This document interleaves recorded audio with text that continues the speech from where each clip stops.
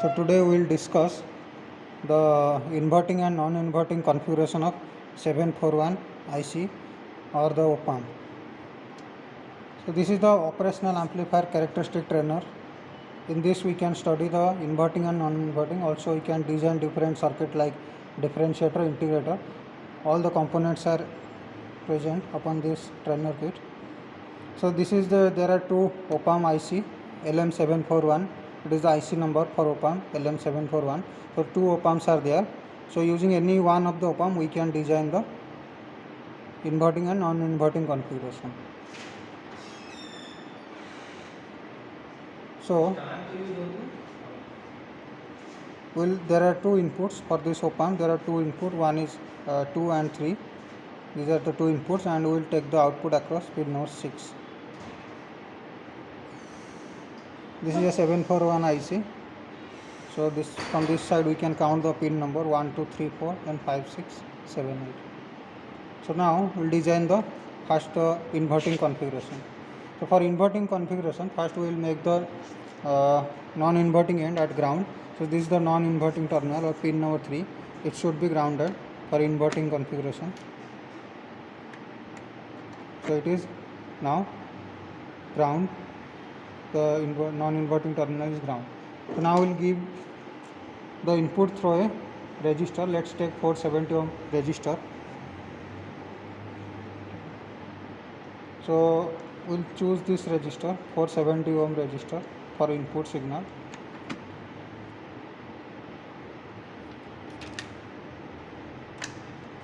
This is a 470 ohm resistor. We'll give the input across this. So now the output will take across pin node 6. Pin 6 is the output. So we can connect one load resistor across the output. Let's take it is 100 kilo ohm. So now we'll connect a 100 kilo ohm resistor across the load. So this is the 100 kilo ohm resistor. So this is load resistor, 100 kilo ohm load resistor at the output, and the input is a 470 ohm resistor, and the non-inverting end is ground. So now we will give a signal to the op-amp. Let's give a sine wave to a op-amp. So we can give the signal through the function generator. This is the function generator. It can produce different signal. So currently it produces a sine wave. It produces a sine wave of 1 kilohertz frequency.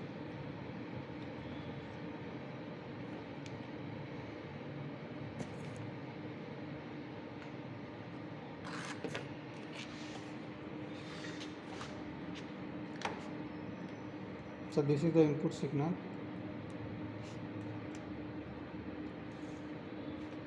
It is the input signal, which is a sine wave. So now we will give this input signal to the op-amp.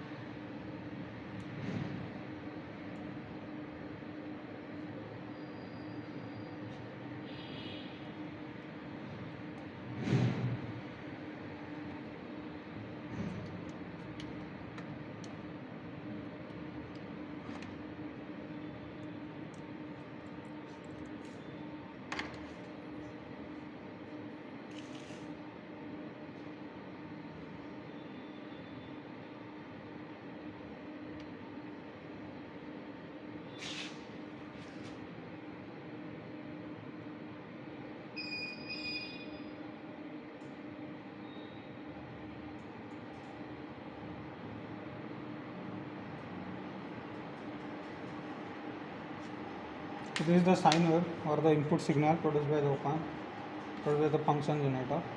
Already we have applied this input to the inverting terminal of the op-amp. Now I will check the output.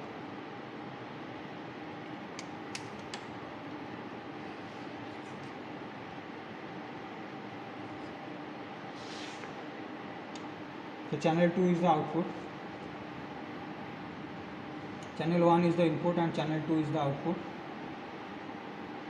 So we can easily verify that when there is maximum of the input signal, we can also convert the input to a square wave, because this op-amp produces square wave.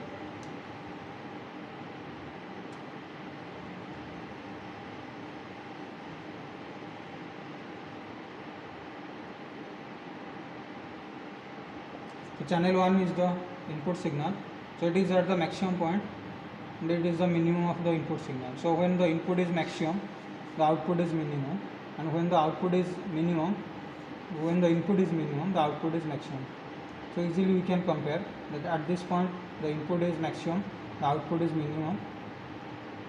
At this point also input is maximum, output is minimum, but at this point the input is minimum and the output is maximum. So this is the inverting configuration.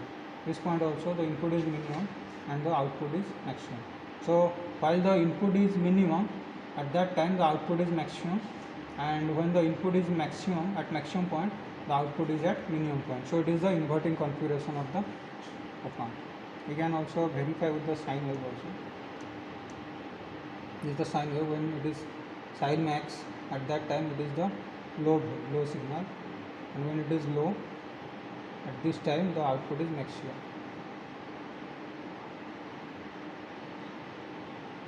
This we can easily compare. So this is the inverting configuration of the op-amp.